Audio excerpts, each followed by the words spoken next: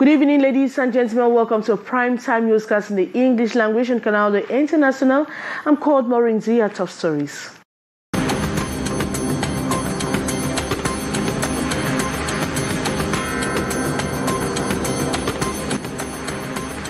In Bamenda, this November, 12 police officers reported to have shot to death a 7-year-old pupil in Bamenda this Friday. Brandy Tato was returning from school. Police officer, it is reported, was chasing a pickup vehicle around Quen when he fired shots with hits, which means the target and hit the people. And the population of Boya in the Southwest region alongside top dignitaries of the Southwest region have condemned the recent blasts in the chief town of the Southwest region that was today. And there has been a noticeable price hikes in certain food items in markets in Cameroon. Households are badly affected by these soaring prices. Those are major stories. Details right ahead.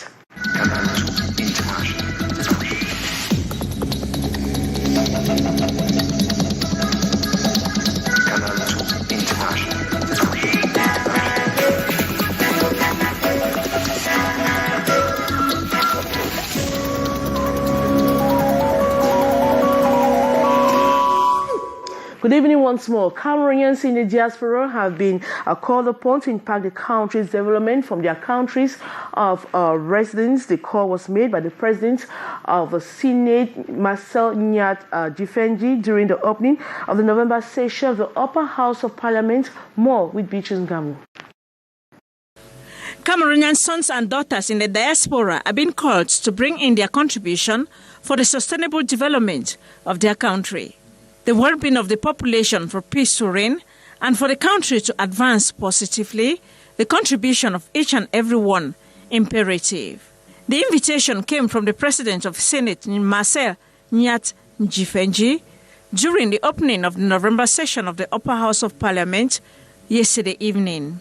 Senate President emphasized on the force of the diaspora in development. This November budgetary session, one with much expectation on the parts of the senators also. What I expect of this, the budget of 2022, is an increase, doubling of the budget for this year, for the forthcoming year, taking into consideration the orders that have not yet been executed.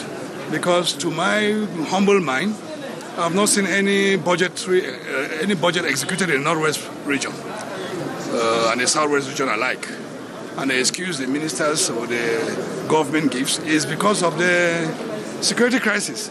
So if there's a security crisis and we all take note of it, then one should expect that the next year's budget will double what the other regions have in order to permit what has not been executed in the past years to be executed this time around, if need permits.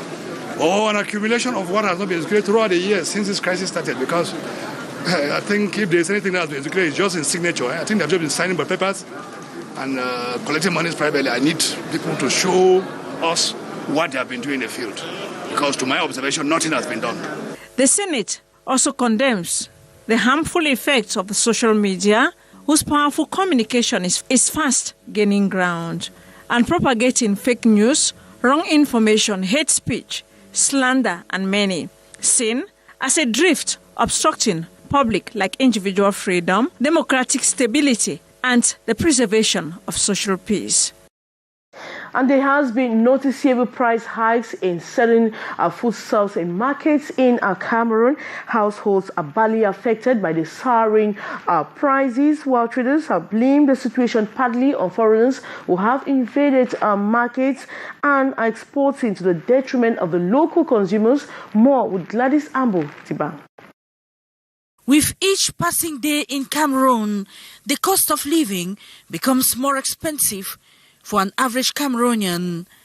The prices of foodstuff increase daily and households barely manage to feed.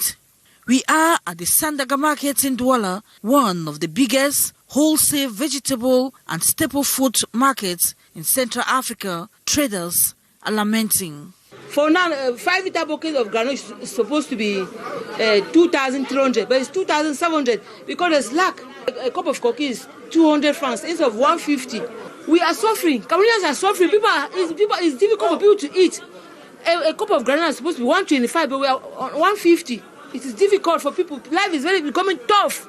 Rice, plantain, fish, cocoyam, gari, onion, garlic, cassava and yam tubers have all noticed increase in prices. This housewife is perplexed. She has moved from one end of the market to another, rethinking her menu for the day as she decries high prices. Je me rends bien compte que les prix sont de plus en plus chers. I am in the market for shopping, but the prices are high. It is difficult to plan a menu. It's high time our husbands increase food money. Les barils pensent à doubler la ration. Traders blame the skyrocketing prices of certain food products on foreigners who export to their countries and have called on government to step in. If you walk around the market, you don't see food anywhere because they are exporting everywhere. Yes, Chinois, Chinese people. What? They are making life difficult for us. Let the Cameroon government try to help us. According to statistics, food inflation reached an all-time high of 4.50% in June 2021. Some media publishers, journalists and organs are the latest victims of the wrath of the National Communication Council. Out of 6 complaint cases examined, 2 were dismissed, 2 were sanctions, and 1 case still pending. The decisions were arrived at the end of the 32nd ordinary session of the National Communication Council. More in the following story. Sanctions against the media from the National Communication Council. Among them is this case between the president of the committee in charge of collective management organization, Gilles Efudu Mpande, against the publisher of La Voix du Centre and journalist Albertine Esomba, accusing the media of indexing him as an accomplice in the embezzling of SOCADAP fund.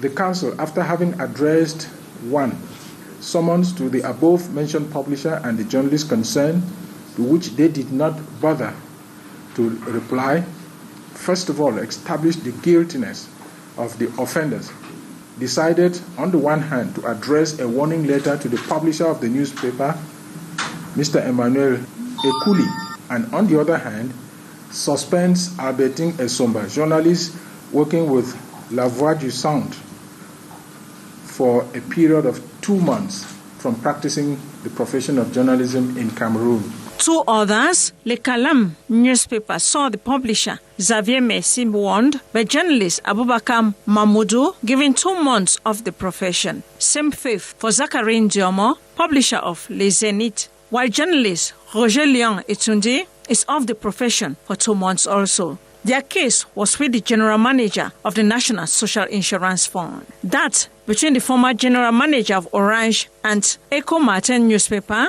the publisher and journalist René Ombala ended amicably. Rendered a decision to dismiss the case, putting an end to the procedure initiated by Mr. Frederic Debord. So too, the case of Kalara newspaper and publisher against an accountant and auditor, Isaac Joel Bella Belinga. The case still to be deliberated is that of Echo Martin, accusing the director of Sammy's Creation and Rev's Voyage agencies of inhumane treatment of his former employees, irregular managerial and fiscal practices. Decisions arrived at the end of the 32nd session of the National Communication Council, Thursday in Yaoundé.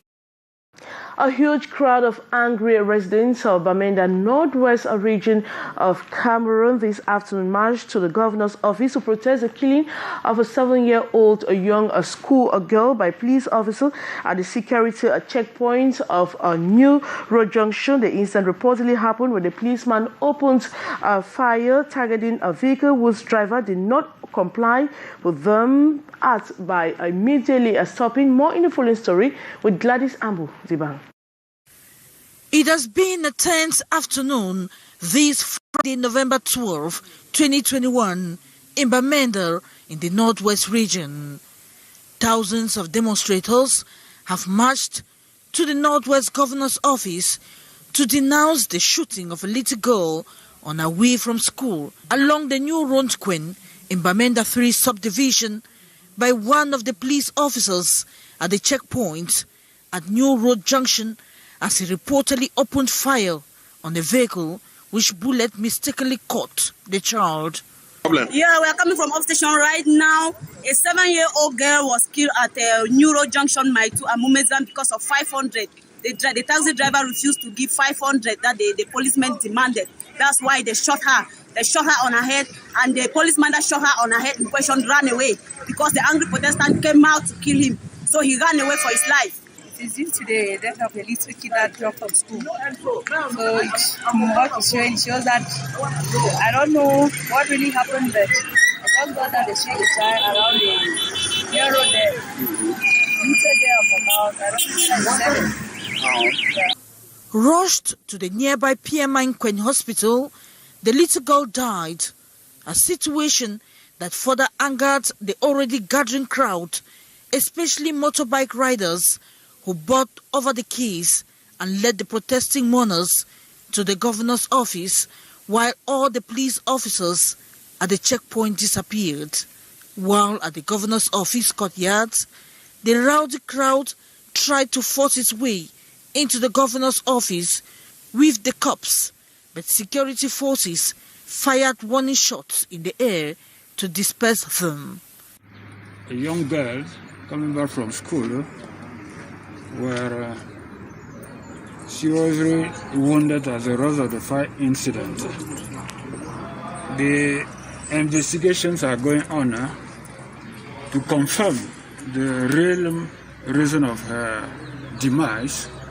But I want to reassure you people that the author of the gunshot, the policeman, has been already remanded into custody. And after the investigation, he will be strongly sanctioned if it is confirmed after the autopsy that it is his gunshot that has killed that young girl coming from school. And it brings me to think of my own daughter, because if I've lost today my daughter, and the head of state himself has called me to express his deep concern after that incident, asking me to extend to the bereaved family his word of condolence. Meanwhile, traffic circulation was blocked on the station hill with vehicles forced to make U-turns, but these boats belonging to the city council, which had been here for a few days due to a breakdown, was set on fire. Faites partir rapidement nos fourgons pontons pour faire obstation vers la colline. Il y a le bus de la communauté urbaine qui est en feu. Rapidement. Rapidement.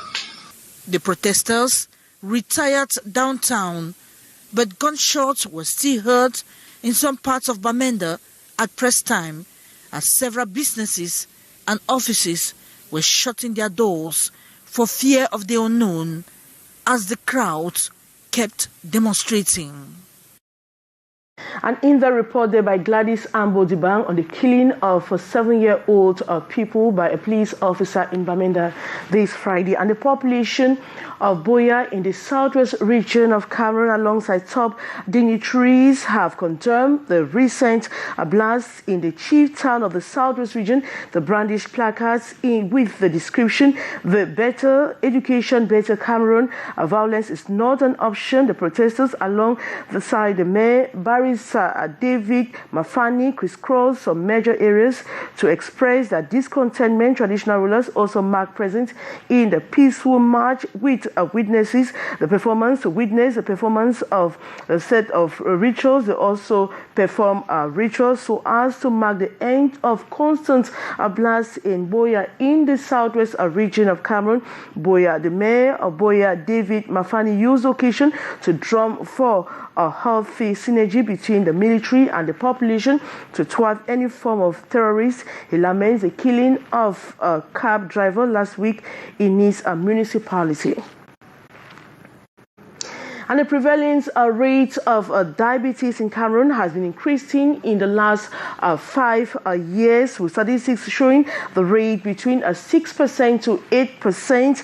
80% of people are living with diabetes, but they are not properly diagnosed. Worried about the situation, the medical health personnel of Subum today organized a free consultation. These in line with activities to commemorate World Diabetes Day observed this November 13. More in the following story.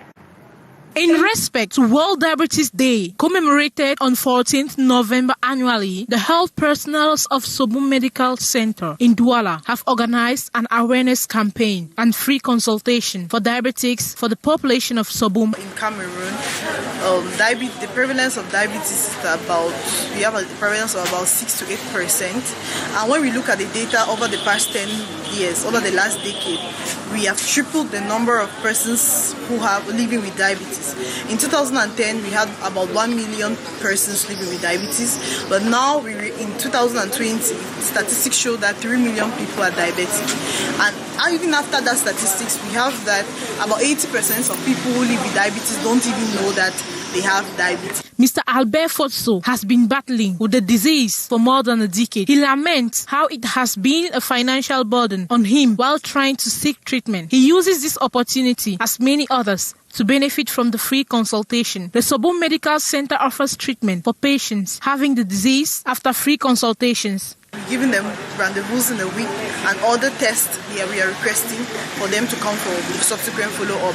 And in long term, we are opening and starting a diabetic clinic here in CMA Sobum, where we are going to regroup all our diabetic and we'll have rendezvous every month to talk about diabetes, to support them psychologically. Sobum Medical Center is carrying out the medical exercise in collaboration with the Women in Global Health Organization of Cameroon in the Littoral region. This will help the population to know their health status, for many are always ignorant. Figures from medical personnel of the health facility indicate an increase in the number of diabetes patients in Cameroon. And that report by Saleh Sharifa brings us to the end of this edition of Newscast on Canal the International. Thanks so much for watching. We have news in the French language at exactly 7:50. This never Senkan Alengis Kanga. But coming up next is the brief of Buban Governor. So we'll be back same time Monday. Good night.